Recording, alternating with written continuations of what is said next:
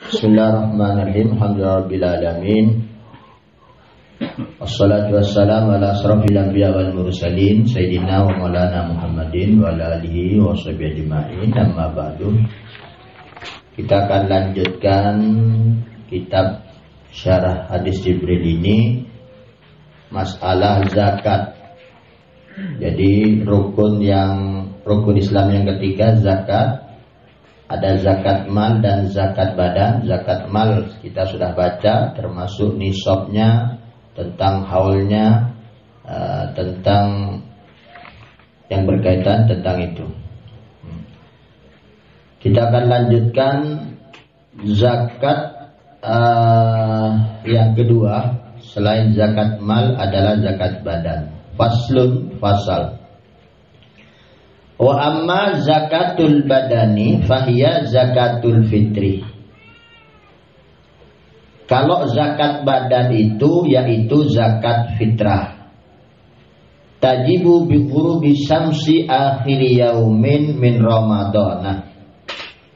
Yang wajib dikeluarkannya zakat tersebut dengan terbenamnya matahari di akhir Ramadan. Jadi wajibnya sebetulnya kalau sudah habis bulan Ramadan. Ala terhadap orang, wajib pada siapa? Pada orang, alaman pada orang, malaka memiliki, ya, pada orang yang memiliki mayah dulu yang lebih, memiliki sesuatu yang lebih. Anquti yaumil aidi wa lailati. Anquti lebih dari makanan pokok, kebutuhan pokoknya. Yaumil id untuk hari raya, wa lailati dan malam hari raya. Wa an maskanin wa dainin juga tercukupi tempat tinggalnya. Jadi kalau yang orang yang wajib mengeluarkan zakat itu pertama orang yang ada kelebihan dari makanan malam hari raya dan hari raya. Jadi bukan harus kaya raya. Pokoknya cukup yang untuk dimakan sendiri di malam itu dan besoknya. Selebihnya itu berarti sudah lebih, ya. Sudah wajib zakat. Tapi selain itu juga an maskanin wa dainin. Kalau umpamanya rumahnya itu kontrak, ya sudah ada uang yang untuk dibayarkan kontraknya. Kalau umpamanya barangkali ada orang kos-kosan mingguan atau bulanan, ya. Tapi kalau tahunan berarti kan sudah beres. Wadainin dan hutang. Punya uang sebetulnya 100.000, tapi punya hutang 80. Ya berarti harus dibayar dulu yang 80, sisa 20.000. Oh berarti belum bisa bayar zakat kalau 20.000. Zakat fitrah ini. Nah itu, jadi cukup itu saja sebetulnya. Nggak harus kaya orang yang wajib mengeluarkan zakat fitrah. Kalau zakat mal yang kita sudah baca kemarin kan ada nisabnya. Maksudnya ada batasannya. Pertama harus 1 tahun kalau perdagangan, ya. Pertanian setiap panen. Tapi juga ada minimal beratnya, ya. Kalau perdagangan atau lainnya itu atau emas perak di samping 12 bulan tapi ada nisabnya, ada minimalnya, ya, 84 gram. Jadi nunggu banyak, hewan kambing nunggu 40, onta 5, ya. Tapi kalau zakat fitrah enggak nunggu kaya. Pokoknya sudah ada yang untuk dimakan dia dan keluarganya di malam hari raya dan di harinya rayanya, ya, dan tidak punya hutang, maka dia wajib mengeluarkan zakat fitrah. Wa yajibu ikhrajuha an nafsihi. Orang yang wajib tersebut wajib mengeluarkan zakat fitrah an nafsihi untuk dirinya sendiri. Maksudnya zakatnya dirinya sendiri. Wa an man talzamuhu nafaqatuhu, dan wajib mengeluarkan zakat fitrahnya man talzamuhu orang yang di bawah kewajibannya nafaqatuhu untuk diberi nafkah. Orang yang memang dinafkahi itu juga wajib dizakatin. Min zaujatin, contohnya siapa saja yang wajib dinafkahi berupa istri. Wa aslin, ayah ibu umpamanya. Wa far'in, anak-anak, mantu cucu umpamanya. Jadi kalau di rumah ini ada istri dan 2 anak, maka ayah itu wajib mengeluarkan 4. 1 untuk dirinya sendiri, 2 untuk istrinya, 3 dan 4 untuk anaknya. Nah, itu. Kalau ada pembantu dan pembantunya, ya. An kulli wahidin saun, setiap orang yang di rumahnya, kalau ada ayah ibu yang memang hidup di rumahnya, orang tua kita hidup bersama kita, anak bersama kita, pembantu bersama kita. Nah, maka masing-masing harus kita keluarkan zakat fitrahnya. Setiap orangnya tersebut saun 1 sok. Wahwa yaitu arba'atu amdad nabawiyah, 4 mud nabawi. 4 mudnya Nabi. Ya. Wahya kurang lebih 2,75 gram. 2,75 gram. Wabakduhum, ada sebagian yang mengatakan 3 kilogram kurang lebih. Ya, mendingan kita ikutin yang 3 kilogram daripada kurang. Min ghalibi kutil balad, dari kebiasaan makanan pokoknya di kampung tersebut, di daerah tersebut. Jadi kalau kita di sini biasa makan sehari-harinya nasi putih, maka kita wajib mengeluarkan zakat berupa beras. Kalau nasi jagung semua kampung sini ya beras jagung. Kalau nasi putih ya beras padi. Nah, tergantung. Kalau umpamanya daerah tertentu yang di Indonesia ini yang nggak makan beras sehari-harinya, tapi olahan dari gandum, ya daerah timur itu.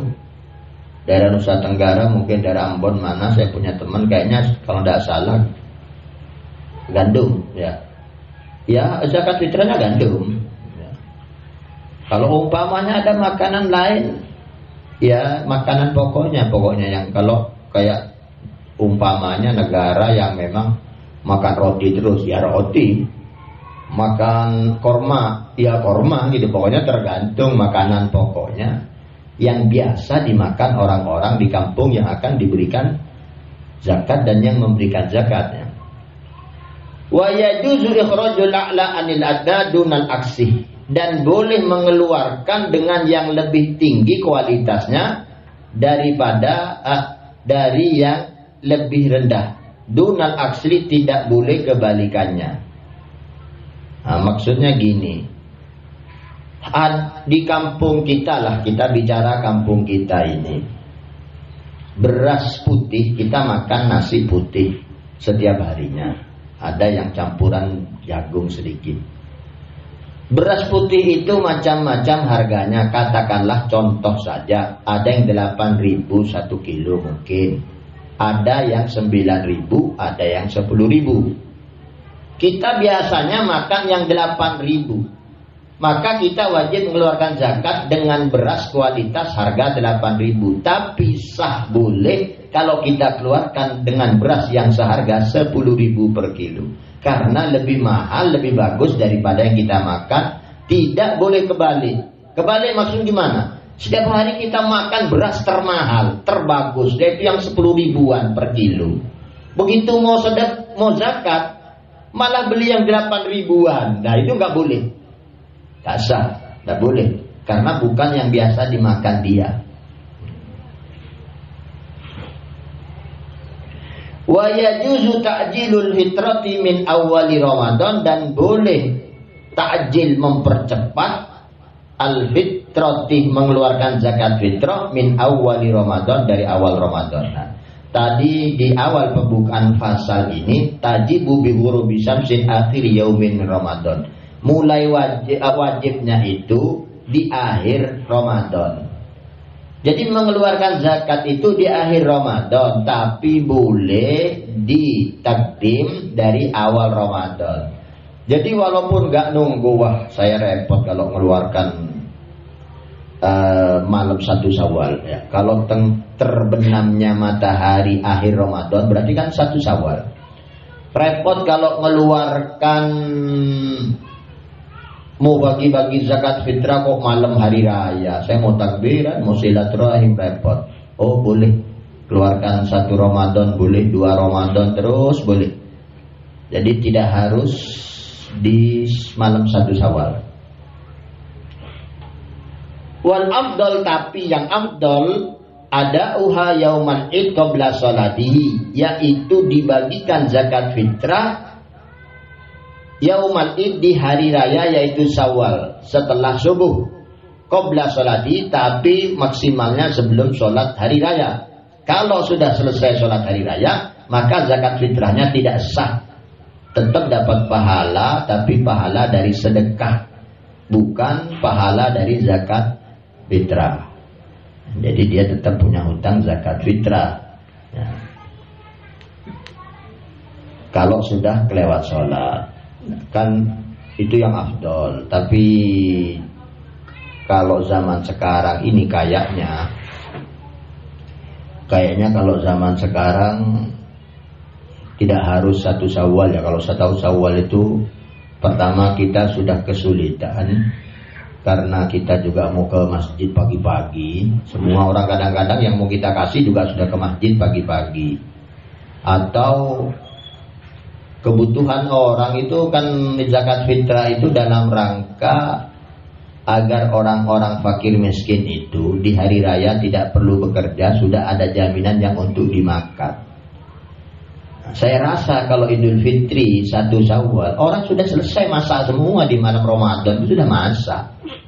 Yang untuk dimakan besok pagi itu sudah ada. Dan setiap orang pagi-pagi sudah siap ke masjid. Sudah semuanya pagi-pagi sudah ke masjid.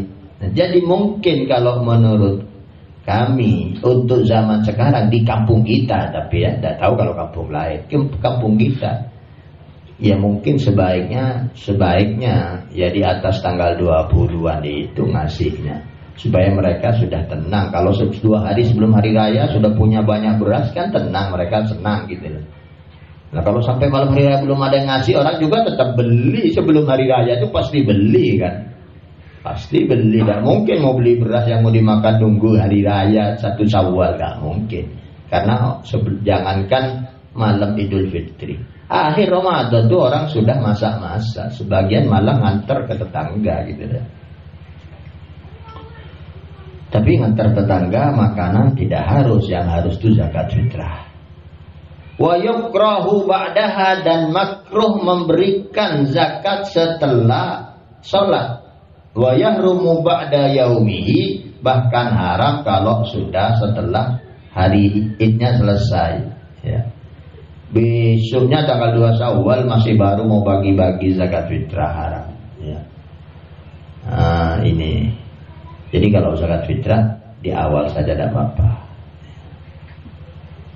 Tapi kalau umpamanya sudah kadung mengeluarkan zakat fitrah gini, wajibnya orang yang dibayarin zakat fitrah itu siapa? Yaitu orang yang hidup di akhir Ramadan dan 1 Syawal.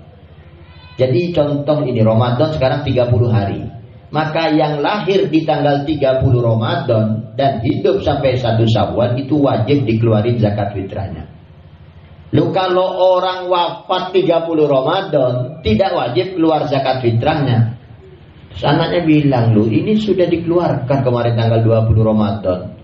Ya boleh diambil lagi, minta lagi ke tetangganya, mas kembalikan lagi zakat fitrah ayah saya meninggal ya. Boleh itu. Karena ternyata ayah saya sudah meninggal sebelum Idul Fitri. Boleh ya. Karena tidak wajib dikeluarkan, sudah kadung dikeluarkan boleh. Ya.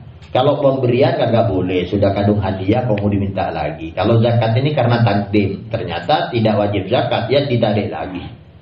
Boleh, tapi masa 3 kilo aja mau diminta lagi ya. Biarkan saja ini sedekah ayah saya, kan dapat pahala ayahnya.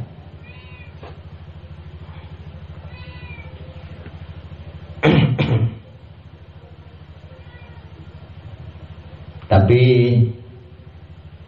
jangan sampai molor ya. Kecuali ini saya pernah mengalami Ada orang malam 1 Syawal. Ada orang 1 Syawal malam hari raya. Saya lupa kalau tidak salah jam 1 malam. Ada orang datang ngasih beras, sudah dibungkus-bungkus. Tolong antarkan ke beberapa orang yang berhak terima zakat. Loh, saya bilang ya tidak bisa, masa jam 1 malam saya harus ngantar-ngantar. Besok pagi kayaknya saya khutbah jauh, saya mau berangkat subuh, gimana mau bagi-bagi? Ya sudah gini saja, sekarang akadnya saya kasih gantung semua, tapi tolong besok antarkan ke orang-orang setelah sholat. Oh ya khair, saya terima. Nah, karena punya saya, kapan saja mau saya antarkan ke orang. Ya. Tapi berarti besok itu ngantarkannya sudah diterima saya. Jadi saya sudah mewakili penerimaan. Nah, cuman saya tidak bisa membagikan di 1 Syawal. Dan itu bukan zakat fitrah saya. Yang jelas orangnya sudah mengeluarkan gitu, cuman belum sampai ke orang. Ya karena jam 1 malam. Jam 1 malam kok nyuruh bagian ya. Itu pernah terjadi 3 kali hari raya saya. Kalau tidak salah 3 kali.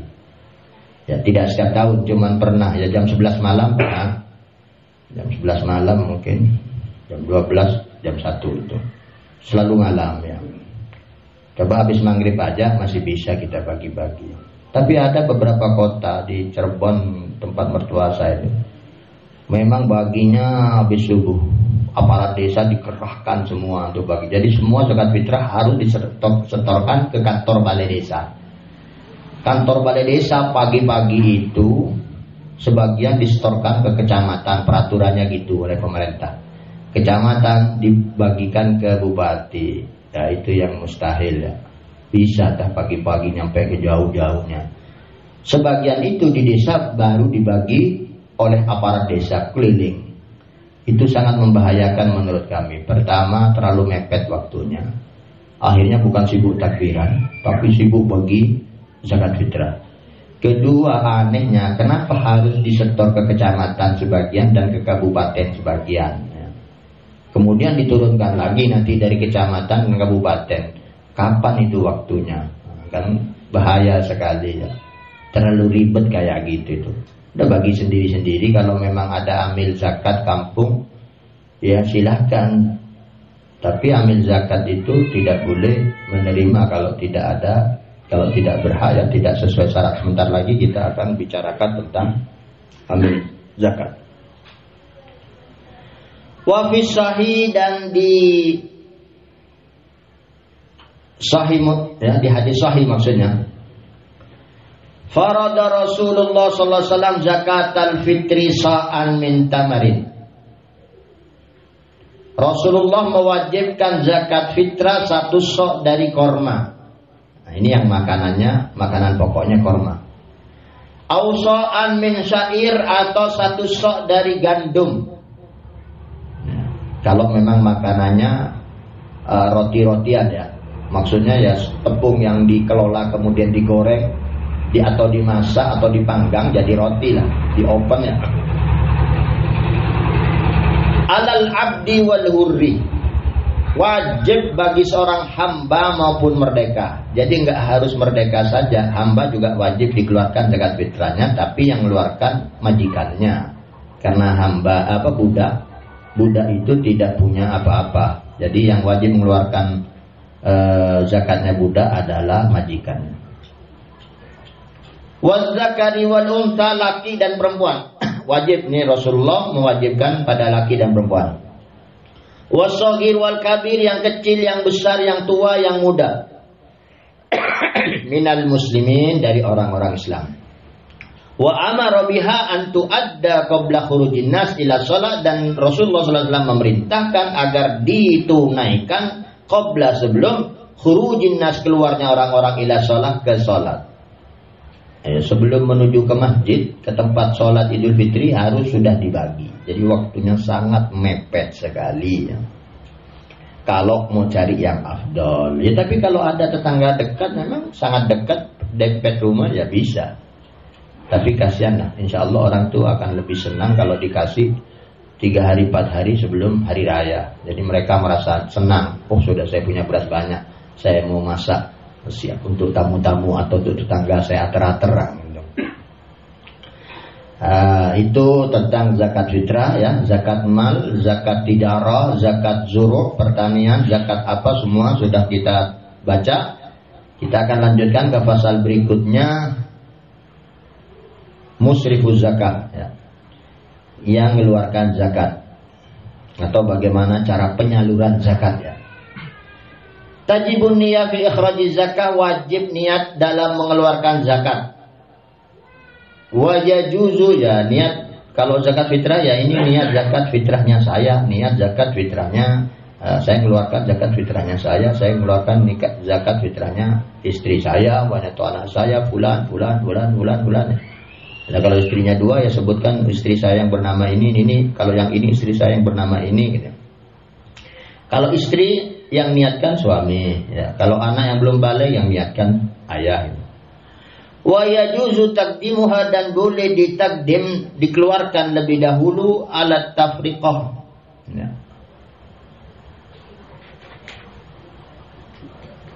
Untuk dibagi-bagi ya, ba'da ifrazil qadri, setelah dipisah kadar al-wajib yang wajib. Maksudnya gini, pokoknya sudah ketahuan berapa yang harus dikeluarkan. Ini contohnya kalau perdagangan dan tanaman ya. Kalau zakat fitrah kan sudah ada 3 kilo, 10 orang berarti 30 kilo kan gitu ya. Ya kalau seperti saya kan lebih dari 10 setiap tahun mengeluarkan zakat fitrah ya. Kalau bagi orang yang 3 orang enteng cuma 9 kilo ya. Nah, begitu anaknya 12 kan 14 yang harus saya keluarkan zakat fitrahnya gitu. Yang penting kalau zakat perdagangan, zakat pertanian, zakat apapun sudah dipisah, sudah ketahuan kadarnya, saya harus wajib mengeluarkan sekian, ya sudah boleh. Ya. Tapi kalau belum ditimbang semua, ya tunggu dulu, timbang semua dulu kalau umpamanya pertanian. Ya. Kalau perdagangan ya belum dihitung semua, masih ada yang di celengan, masih ada yang ditabung, masih ada yang diutang orang, sebentar dulu, belum dikalkulasi, belum dicatat, ya belum ketahuan. Wala yajuzu sarfu zakati wal fitrati illa ilal asnafi tsamaniyah, dan tidak boleh mengeluarkan zakat diberikan ya, zakat mal atau zakat fitrah ya, zakat apa saja tidak boleh diberikan kecuali kepada golongan 8 atau 8 golongan alladzina zakarahumullah taala, yang telah Allah sebutkan fi qouli dalam firman-Nya, a'udzubillahi minasyaitonir rajim, innamas shadaqatu lil fuqara'i wal masakini wal 'amilina 'alaiha wal mu'allafati qulubuhum wa fir riqab wal gharimina wa fi sabilillahi wa ibnis sabil. Surat At-Taubah ayat 60. Innamas shadaqatu, sesungguhnya sedekah-sedekah itu. Ya ini yang saya terangkan kemarin ya, sedekah itu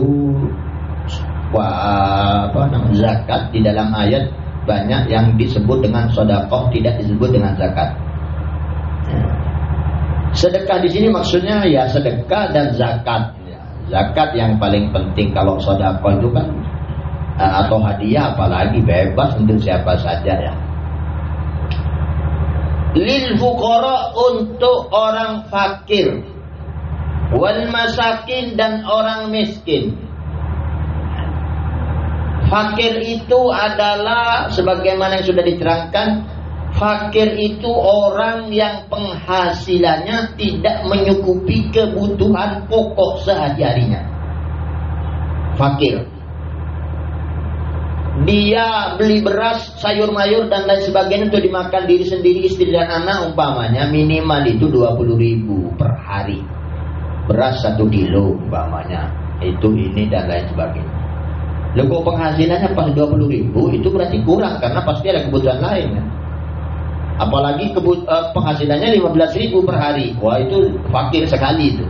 20.000 saja menurut sebagian pendapat ulama, kalau pengeluaran kebutuhan pokoknya 20.000 dan hasil kerjanya gajinya atau penghasil 20.000, itu fakir.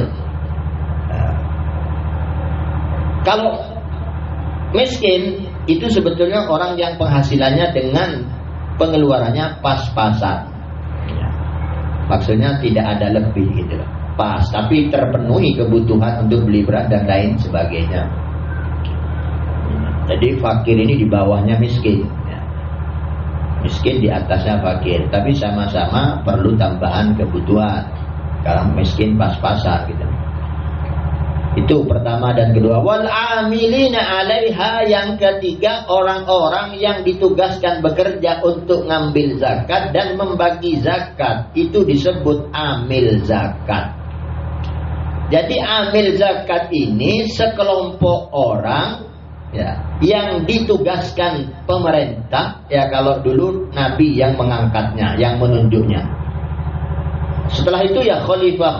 Kalau sekarang sebagian ulama mengatakan minimal harus SK bupati. SK bupati, tidak harus presiden kalau sekarang. SK bupati yang memang ditunjuk atau diizinkan untuk menjadi amil, badan amil zakat. Badan amil zakat ini boleh mengambil satu bagian untuk operasional amil zakat. Karena amil zakat punya tugas datang ke orang-orang yang punya perusahaan, atau datang ke sawah-sawahnya orang yang panen, atau datang ke kandang-kandangnya hewan yang orang punya peliharaan ternak. Jadi zakat itu diambil oleh petugas, kemudian dibawa, dikumpulkan di suatu tempat, terus baru dibagi ke fakir, ke miskin dan lain sebagainya yang berhak. Berat sebetulnya tugas amil, bukan nunggu pakai pengumuman siapa yang mengeluarkan zakat, kirim ke sini. Terus nanti kalau bagi zakat, ayo bagi miskin antri, ini kuponnya. Bukan begitu, tidak boleh. Pertama, zakat harus diambil dari orangnya. Kedua, harus diantar ke tempat orang yang berhak. Nah, itu amil zakat. Dan harus SK pemerintah, tugas dari pemerintah. Loh, kalau kita tahu-taunya di kampung bikin amil zakat, mushola bikin amil zakat, madrasah bikin amil zakat, tidak boleh ngambil bagian. Ya, tidak boleh. Kalau ingin ngambil bagian, minta surat izin dulu ke bupati. Kalau sudah dikasih SK, umpamanya Yayasan Ar-Rahmah atau Majelis Ar-Rahmah umpamanya, Badan Amil Zakat Majelis Ar-Rahmah, minta dulu ke bupati bahwa tahun ini Majelis Ar-Rahmah ingin membantu penyaluran zakat. Kalau sudah keluar SK, tanda tangan bupati sudah. Nah, itu berarti resmi. Nah, nanti dia boleh ngambil bagiannya. Kalau tidak, nggak boleh, sudah sukarela saja cari pahala ya. Wal mu'allafati qulubuhum, dan orang-orang ini yang keempat yang berhak terima zakat adalah orang yang mu'allafah, lemah qulubuhum, hati mereka. Siapa yang lemah hatinya adalah orang yang baru masuk Islam, disebut mu'allaf. Supaya tidak lari ke kafir lagi, dipenuhi kebutuhan hidupnya dengan uang zakat.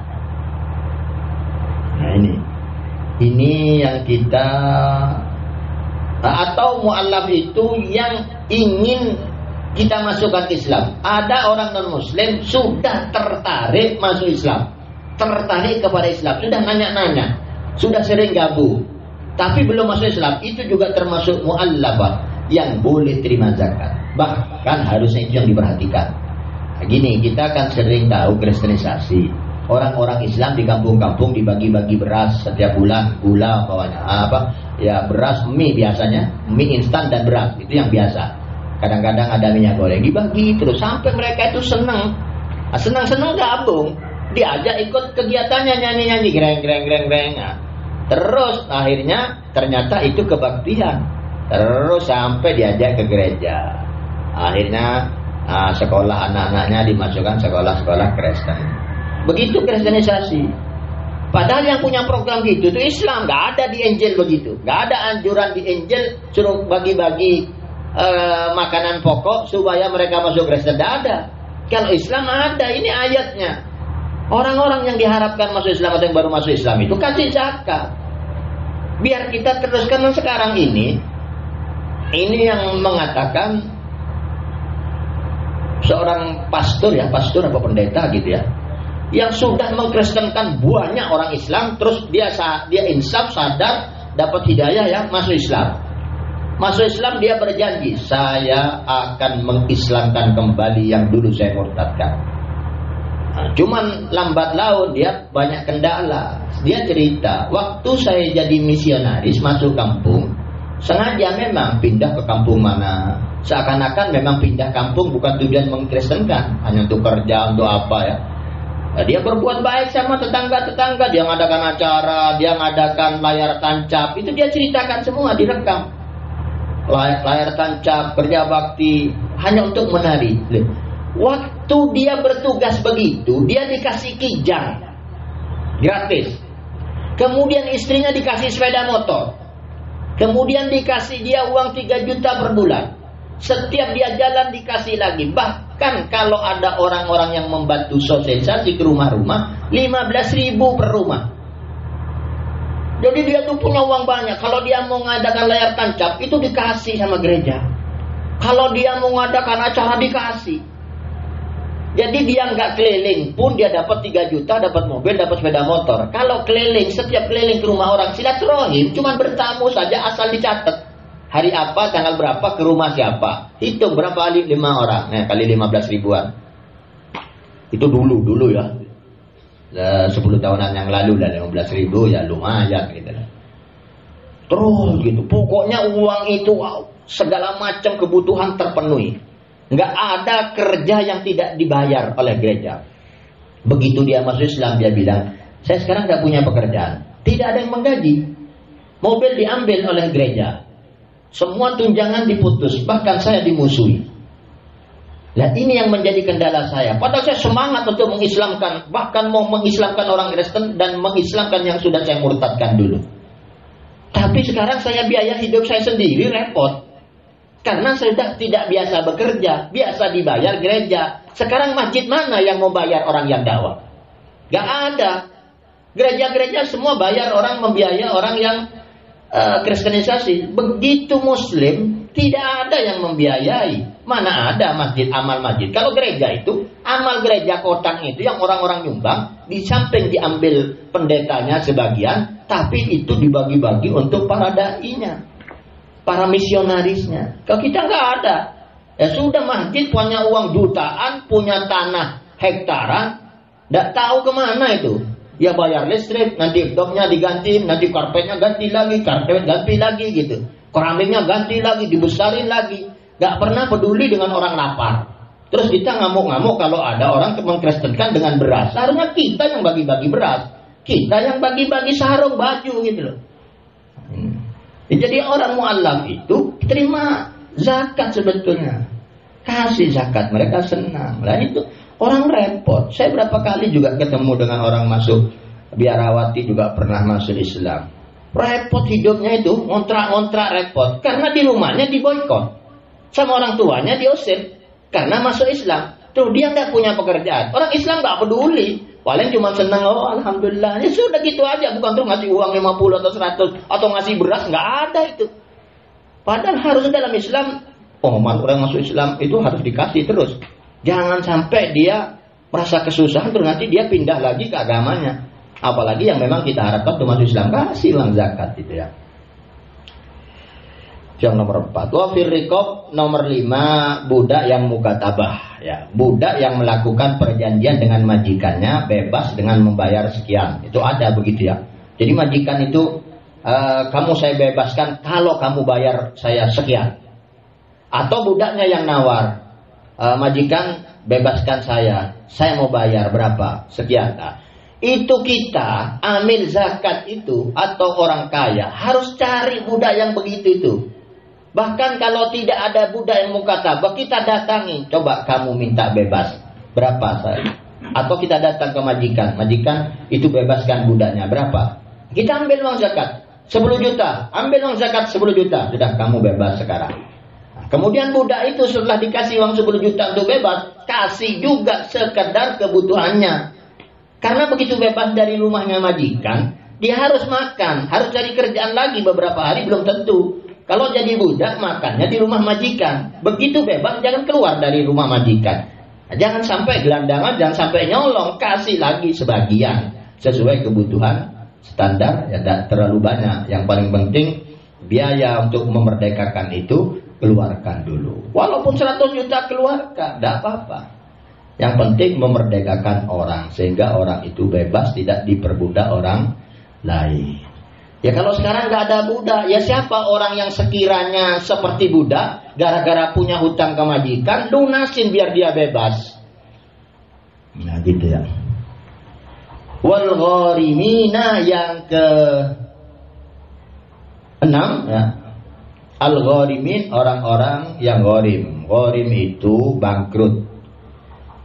Tapi seperti yang sudah diterangkan, bangkrut itu maksudnya terlilit hutang. Syaratnya tapi terlilit hutangnya karena kebutuhan hidup, bukan gaya hidup. Orang memang kerjaannya sedang sulit atau penghasilannya sedikit, tapi bahan makanan pokoknya selangit, semakin mahal, bayar listriknya mahal, ya kebutuhan-kebutuhan lain mahal.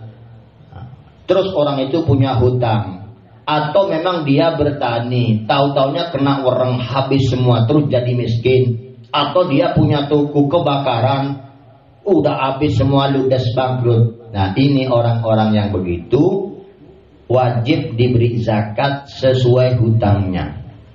Ya. Hutangnya 10 juta, bayar 10 juta. Udah pas-pasan hutang gak apa-apa, suruh kerja lagi. Nah, itu. Tapi kalau hutangnya atau orang kaya, tapi dia bangun masjid, bangun musola, bangun sekolah, bangun pondok, sampai punya hutang besi, semen apa banyak. Nah, itu hutangnya untuk sosial itu berapa? Itu boleh dari zakat. Ya, bukan kebutuhan orangnya. Orangnya itu kaya, tapi dia jadi takmir terus ngutang, atau jadi pengurus pembangunan pondok pesantren ngutang sampai dia punya hutang banyak. Itu juga boleh terima zakat. Sebatas hutangnya itu. Tapi kalau orang punya hutang karena bangun rumah yang tidak butuh, bukan rusak, hanya nambah kamar atau modelnya dirubah atau 1 lantai jadi 2 lantai di luar kebutuhan, terus punya hutang 100 juta, itu bukan, tidak berhak terima zakat. Atau orang sudah punya mobil seharga 50 juta terus hutang, dijual hutang dengan mobil yang seharga 200 juta kredit. Terus dia ngomong, saya gharim, saya punya hutang ke bank 150 juta. Untuk apa?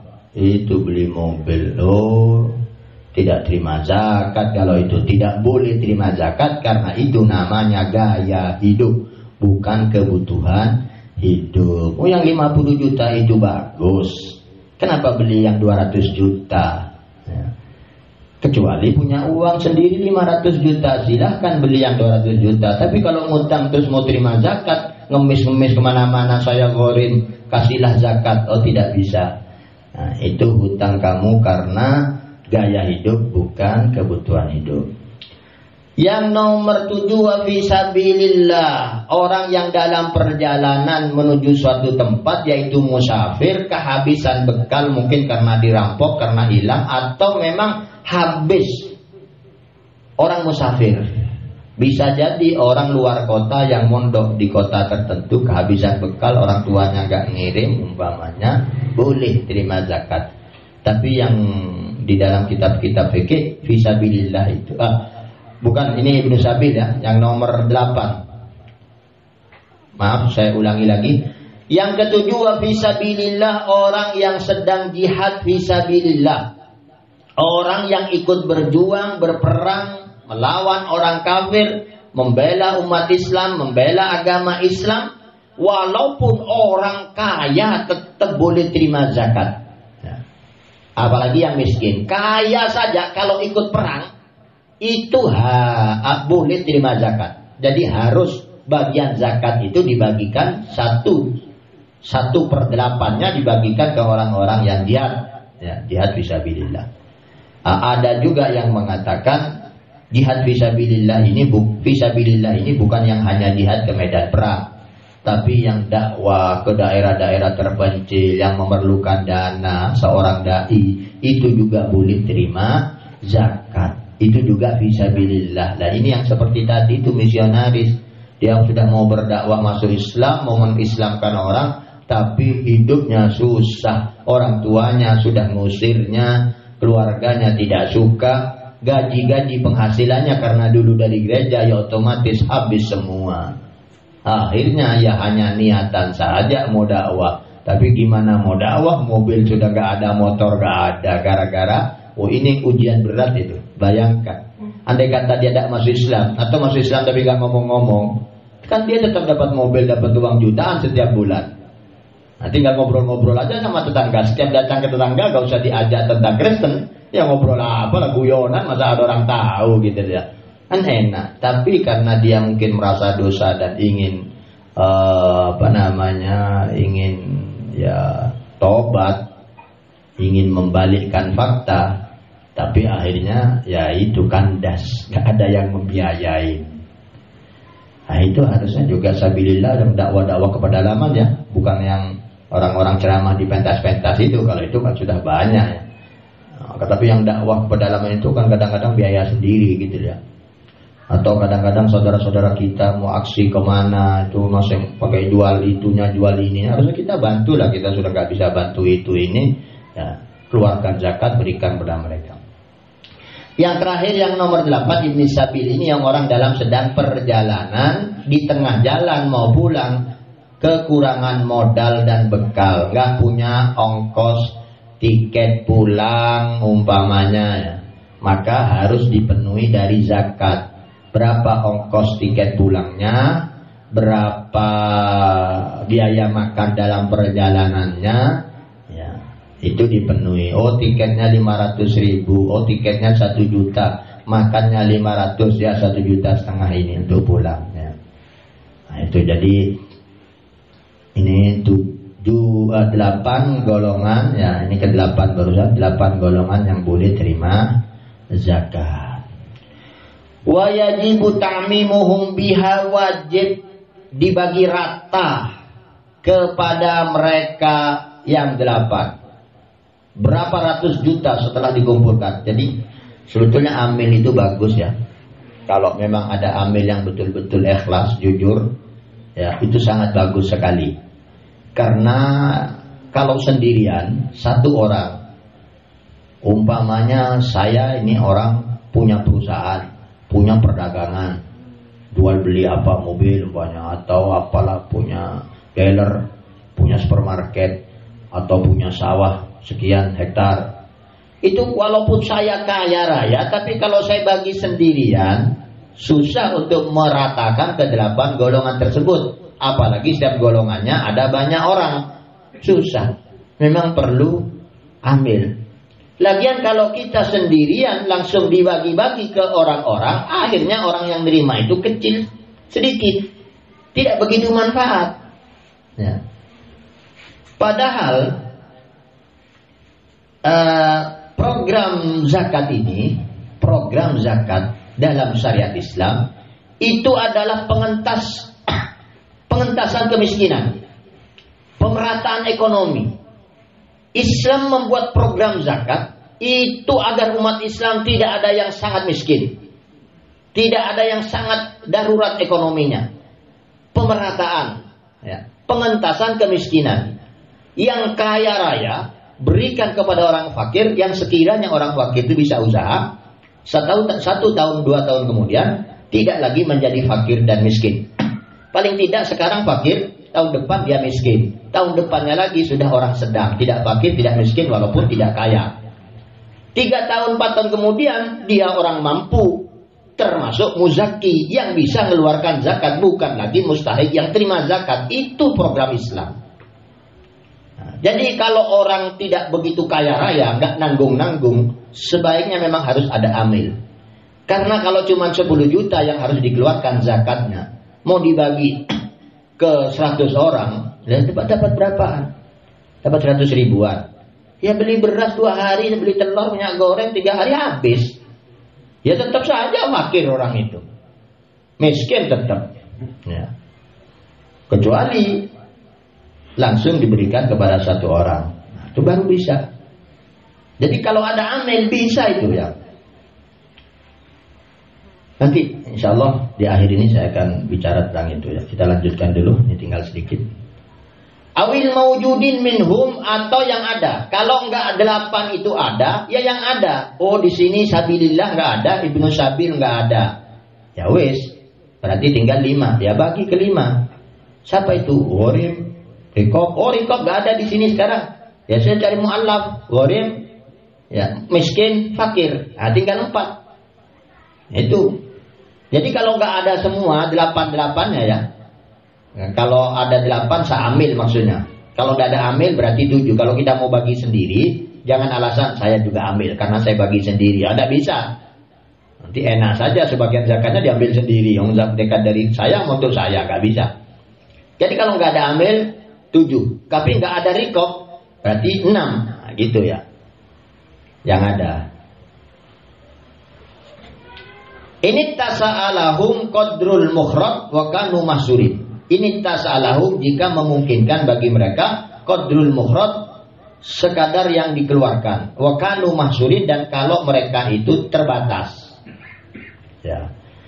Maksudnya gini. Yang mau dibagi ini tidak banyak. Dan orang-orangnya terbatas.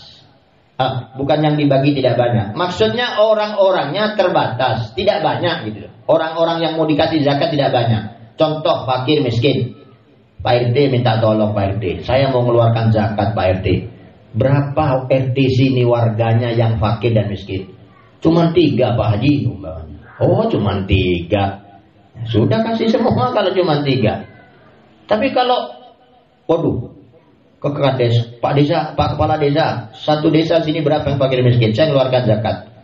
Oh, di sini penduduknya 15.000, yang 10.000 fakir miskin. Oh, 10.000 orang. Nah, itu kan tidak bisa kalau saya dibagi 10.000 orang. Nanti dapat 10 ribuan rupiah, buat apa ya zakat 10.000 rupiah? Tapi kalau mahsur, silahkan diratakan. Ya, kalau sedikit, ratakan. Kasih 2 jutaan, kasih semua. Oh, cuma 5 orang sekampung, ya kasih semua lah. Nah, tapi kalau ratusan, oh ya nggak bisa. Tidak bisa diratakan maksudnya. Wa illa, kalau tidak memungkinkan untuk diratakan, semua dapat bagian. Yang fakir 100, yang miskin 10 mana. Yang mu'allaf 5, yang Ibnu Sabil atau yang Fisabilillah, yang Ghorim 1 man. Total sekian orang dan kebutuhannya sekian puluh juta. Wah nggak bisa. Kalau nggak bisa, ya juzul iktisor. Faya juzul iktisor, boleh terbatas. Ala salatin min kulli sinfin, 3 orang saja dari setiap bagian. Nah, ini. Sekarang fakirnya berapa?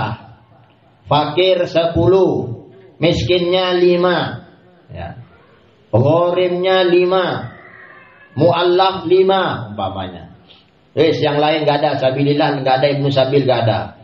Oh berarti 4 golongan. 10, 5, 5, 5. Kalau gitu, kasih saja 3 fakir, 3 miskin, 3 mu'allaf, 3 ghorim. Nah, itu yang dimaksud. Ya. Setiap golongan-golongan 3 orang saja. Kalau bisa. Kalau memang banyak. Wa fi qaulin, dalam pendapat yang lain, ya juzu sarfu zakat ila sinfin wahid. Boleh diberikan zakat ke satu bagian saja. Contohnya yang fakir-fakir saja wes, yang miskin nanti aja tahun depan. Kan fakir itu yang paling butuh ya. Oh, ghorim kasihan tetangga ini kebakaran itu ini enggak punya apa-apa, enggak punya toh. Ya sudah, itu saja. Habis sakit keluar biaya, itu saja. Sudah enggak usah yang fakir miskin, yang ghorim saja. Oh. Silahkan. Oh yang miskin gak usah, yang fakir saja, ini ada 10 orang. Kalau miskin, ghorim itu mu'allaf banyak. Ya sudah, yang fakir-fakir saja. Kasih, ya itu boleh juga. Salah satu pendapat mengatakan boleh. Fakir saja, tapi semua berapa jumlahnya fakir? Sudah fakir kasih semua. Kalau tadi pendapat tadi kan enggak. Fakir diambil 3, miskin diambil 3, mu'allaf diambil 3, ghorim diambil 3. Nah gitu. Diambil 333. Kalau pendapat yang ini enggak, ya sudah fakir saja, seberapa orang, ya itu sudah dibagi sekian orang yang fakir. Nah. Wadab zakatin wahidin ila wahidin. Nah, ini termasuk diambil oleh pendapat Ibnu Ziyad yang diambil dari fatwanya Syekh Ahmad bin Ujail, ya. Boleh diberikan zakatnya satu orang kepada satu orang. Nah, ini kalau kita mengeluarkan zakat pribadi-pribadi. Saya mengeluarkan zakat. Saya zakatnya sekarang setelah dihitung-hitung 5 juta. Saya berikan ke satu orang saja. Boleh. Dan itu sangat bagus, ya.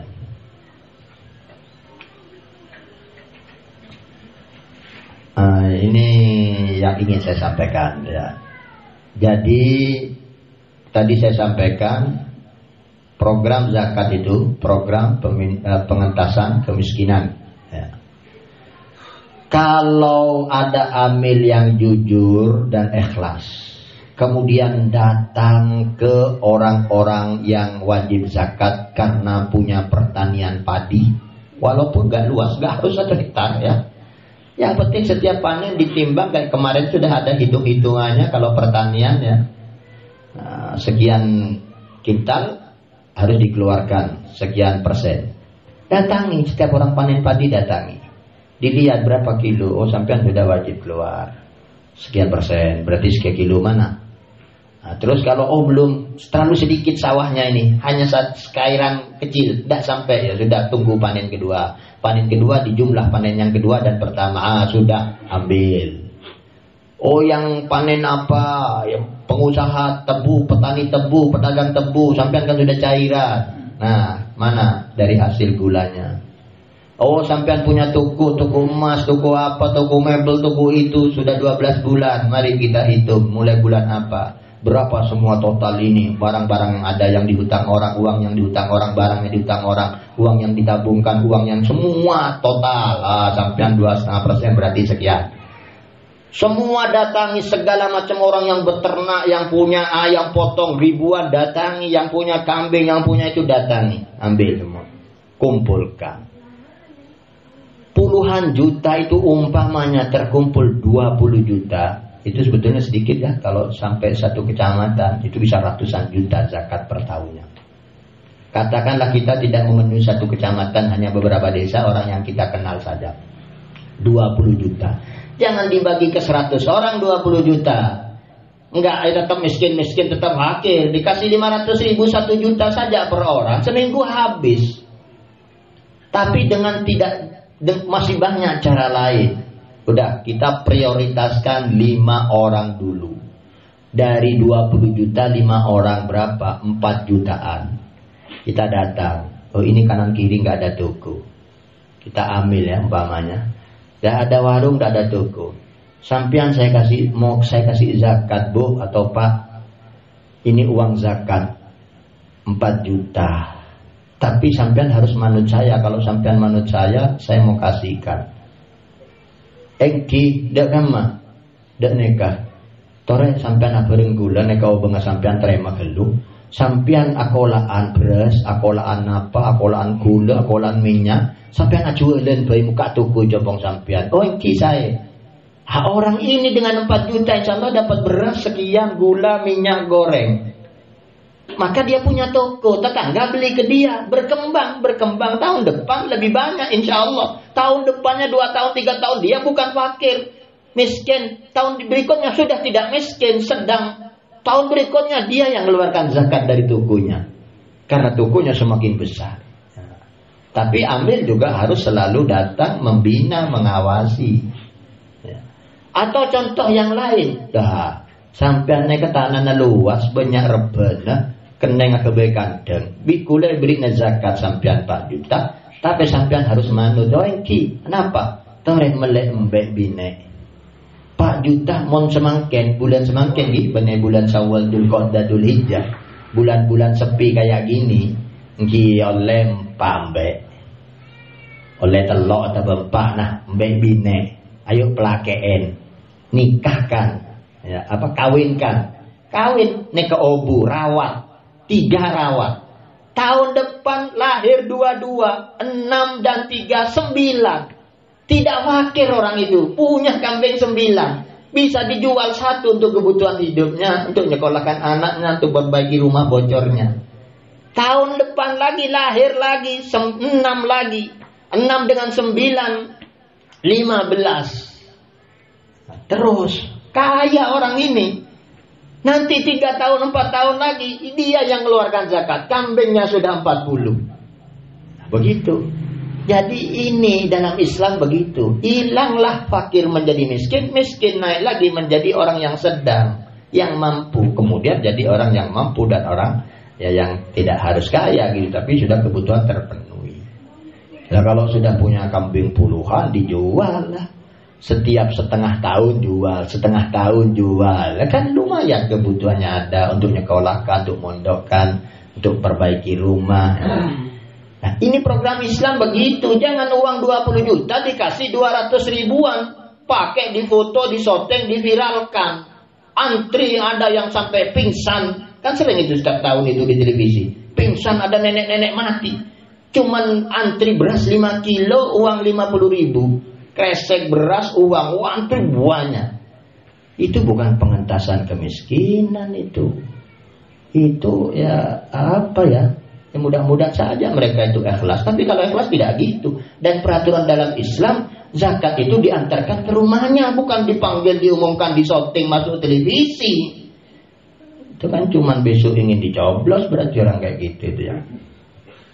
Nah, jadi itu mudah-mudahan ada orang-orang kaya atau ada amil-amil yang begitu.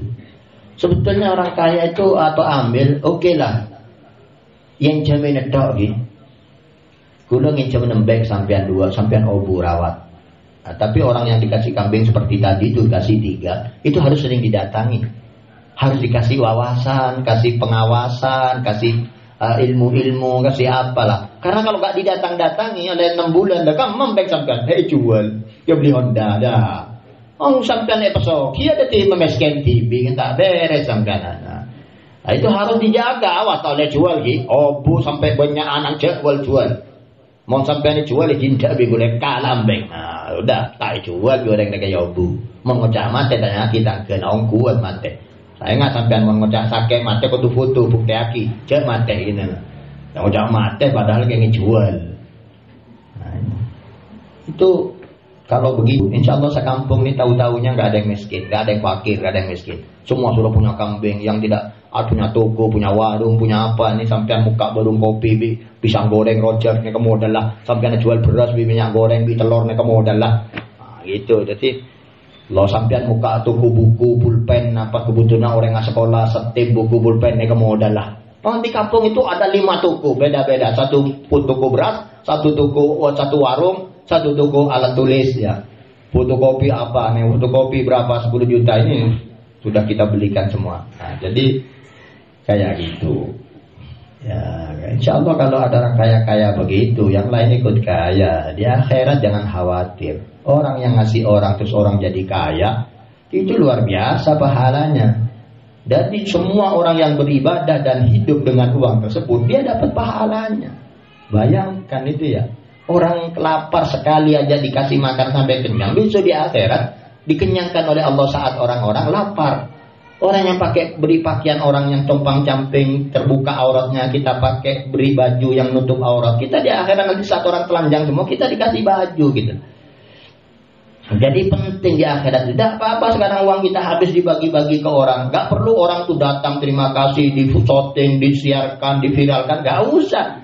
Bahkan yang ada orang tahu itu lebih bagus. Antarkan ke orang ke depan rumahnya beras 1 kintal tinggal. Wah, itu pahalanya lebih bagus. Itu di akhirat yang nanti Allah akan selamatkan saat di pengadilan Allah Subhanahu wa ta'ala. Mudah-mudahan zakat-zakat para orang-orang kaya itu bisa dikelola semacam itu. Saya yakin hanya beberapa tahun sudah kaya. Tapi kalau caranya salah, yaitu hanya dibagi-bagi 100 ribuan, diundang semua. Tapi harus didata, kita lihat yang betul-betul fakir siapa, kasih langsung yang banyak. Gak apa-apa, ini ada pendapatnya. Dan zakatin wahidin ila wahidin. Satu orang yang kaya raya zakatnya kasihkan ke satu orang, langsung gak fakir orang itu. Kasih 15 juta, 20 juta. Nggak ada, nggak fakir, nggak miskin. Langsung punya usaha. Tapi bilang jangan belikan mobil. Mobil, laku ngemes boleh gitu loh. Langsung belikan, kalau beli sawah kan nggak mungkin 20 juta beli sawah. Tapi kalau beli beras dan minyak goreng, telur dapat berapa? Terus jualan di rumahnya. Atau belikan kambing 3-4 sebine, terus pelakeen, ya dikawinkan. Terus cari rumput, cari makanan, dipelihara, bikin kandangnya berapa lah. 1 juta, 2 juta udah bagus kandangnya ya. Nyari pereng bambu berapa lah, 500.000 udah bagus semua. Anda pelihara, nanti punya anak 2, satunya punya anak 2, nanti berapa bulan punya anak, terus berkembang gitu lah. Wala yajuzu daf'u ilal makfi bin nafaqatil wajibah, dan tidak boleh diberikan kepada orang yang sudah dicukupi dengan nafkah yang wajib. Maksudnya kalau kita punya kambing contohnya 40, harus dikeluarkan 1. Loh, kok dikeluarkannya ke istri dan ke anak? Yang di dalam rumah itu yang dinafkahi. Ya nggak boleh. Kita punya perdagangan uang sekian puluh juta, 100 juta. 2% setengahnya umpamanya 25 juta. 2 juta setengah. Loh kok dikasih ke istri mana? Ini zakat saya. Nggak boleh. Ayah, ibu, istri, anak, pembantu yang hidup di rumah dinafkahi tidak boleh. Kecuali ayah, ibu, atau anak, atau siapa yang memang sudah lama berumah tangga sendiri, cari nafkah sendiri. Nah itu boleh. Kalau memang fakir, kalau memang miskin, ya kalau memang memenuhi syarat yang berhak menerima zakat, itu boleh. Tapi kalau yang serumah yang memang dinafkahi oleh dia setiap harinya, makannya, biaya hidupnya, nggak boleh terima zakat. Apalagi begitu kurang, begitu 11 bulan, oleh 12 bulan lagi harus keluarkan zakat. Kurangin terus hitung begitu binatang anak, ya juga nggak boleh gitu. Ya, nggak boleh juga. Itu hilang namanya, Allah Maha tahu ya. Wala ila Bani Hasyim wal Muthalib, sebagaimana yang diterangkan sebelumnya di pembukaan bab ini, tidak boleh diberikan ke Bani Hasyim dan Muthalib. Cucu-cucunya Bani Hasyim dan Bani Muthalib termasuk Rasulullah, anaknya Rasulullah ya, pamannya Rasulullah, saudaranya Rasulullah, cucunya Rasulullah, semua tidak boleh terima zakat. Wa qala ba'duhum, sebagian mereka,